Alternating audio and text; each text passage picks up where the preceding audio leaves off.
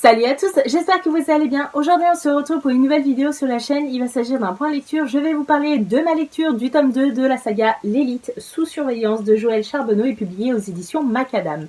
Je vais vous faire un résumé du premier tome sans vous spoiler puisque je me vois mal vous parler de ce tome 2 sans vous refaire un petit résumé du tome 1, mais je ne me vois pas non plus vous résumer le tome 2 puisque si vous comptez lire cette saga, c'est un petit peu de vous spoiler.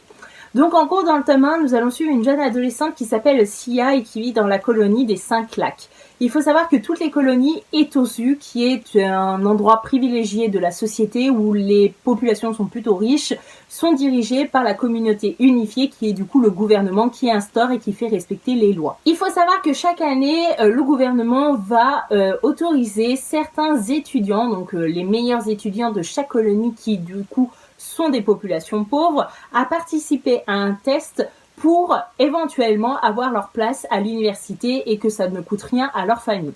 Donc forcément, quand on est bosseur et qu'on a envie d'aller à l'université, mais qu'on fait partie d'une colonie où la population est pauvre, la seule chance d'arriver à l'université, c'est de participer au test et de le réussir.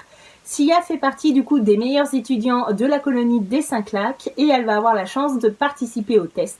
Sauf qu'elle va vite tomber de son piédestal lorsque son père va lui confier juste avant le départ que lui aussi à l'époque il avait pu faire le test mais que les épreuves sont dangereuses et mortelles et que tous les étudiants ne réussissent pas le test et ne vont pas forcément rentrer chez eux, que certains vont mourir, etc. C'est vrai que depuis cette petite confidence, Sia redescend un petit peu de son piédestal, elle a plus forcément envie de participer, mais elle n'a pas forcément le choix, et donc elle va devoir survivre par tous les moyens possibles.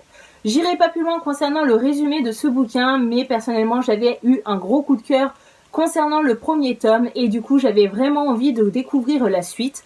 Il faut savoir que cette lecture je l'ai réalisée avec Eric de la chaîne Everythings qui est un booktuber que j'apprécie énormément et dont nos goûts livresques, littéraires se ressemblent beaucoup.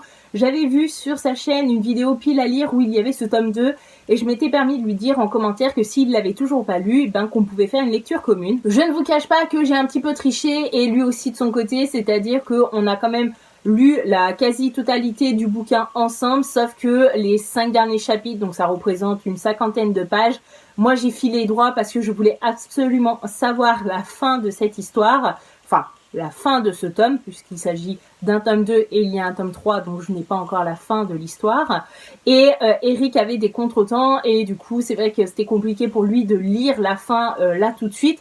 Donc on s'est dit que une fois que tous les deux on l'aurait lu, on se ferait un petit résumé, mais moi je lui ai déjà fait mon petit résumé sans le spoiler bien évidemment. Alors concernant mon avis sur ce tome 2, il faut savoir que j'ai adoré encore une fois cette saga, j'ai adoré redécouvrir et resuivre certains personnages du tome 1 que j'avais beaucoup aimé. On découvre aussi beaucoup de nouveaux personnages dans ce tome 2 et j'ai vraiment apprécié certains d'entre eux. J'ai adoré revoir l'univers, découvrir certaines choses et puis c'est un tome où il y a quand même beaucoup de rebondissements et de révélations qui sont faites au lecteur. Après je vous cache pas que j'ai été un petit peu moins enjoué que pour le tome 1, mais j'ai envie de dire que pour toutes les sagas, c'est un petit peu la même chose. Le tome 1, il est toujours au top du top. Forcément, c'est là où on fait connaissance avec l'univers, c'est là où on fait connaissance avec les personnages, et forcément, il y a ce petit côté accrocheur, addictif, qui fait que on a envie de tourner les pages sans arrêt.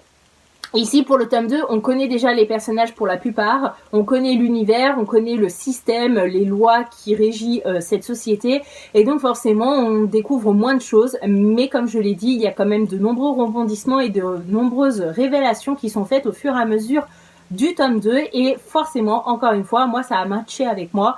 J'ai pas vu le temps passer en compagnie de ce bouquin, et j'avais qu'une idée en tête, c'était de continuer ma lecture pour savoir ce qui allait arriver au personnage. Je ne vous cache pas que la fin de ce tome-là, je ne l'ai pas vu arriver, j'ai été assez naïve, je l'avoue, j'étais à fond dans mon truc, je me suis dit, allez, ils ont ça comme objectif, ils vont y arriver ou pas, mais l'auteur a fait un truc de dingue, je n'ai rien vu arriver. Et je me suis dit, mais quelle idiote j'ai été. J'aurais pu le deviner, j'aurais pu soupçonner certains personnages, mais franchement j'ai été naïve, je me suis laissée emporter par l'auteur et par son histoire tout au long de ce tome 2 et du coup ça a été une agréable surprise parce que vous le savez, quand on ne voit pas la fin arriver, c'est toujours plus surprenant et toujours plus marquant et c'est sans doute les livres qui nous marquent le plus et dont on se souvient le plus. Donc voilà, moi personnellement c'est un bouquin que je recommande, c'est une saga que je recommande notamment.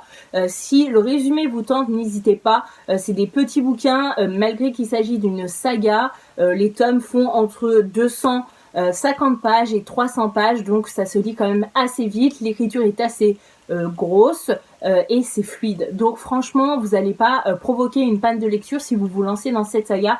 Et je pense que si vous êtes une grande fan ou un grand fan de Hunger Games, Divergente, etc., cette saga peut vous plaire. Ça reste dans le même univers, mais c'est quand même bien différent et c'est intéressant de voir par quelle épreuve Sia va devoir passer dans le tome 1 et peut-être dans le tome 2 si elle est encore vivante. Soit c'est à vous de voir si vous voulez lire ou non. Et voilà, ce point lecture est enfin terminé. J'espère que je vous aurai convaincu à découvrir cette saga ou alors à poursuivre cette saga. N'hésitez pas à me dire en commentaire ce que vous en avez pensé, si vous avez lu ce tome 2 ou si vous avez commencé la saga. Je serai ravie d'échanger avec vous en commentaire.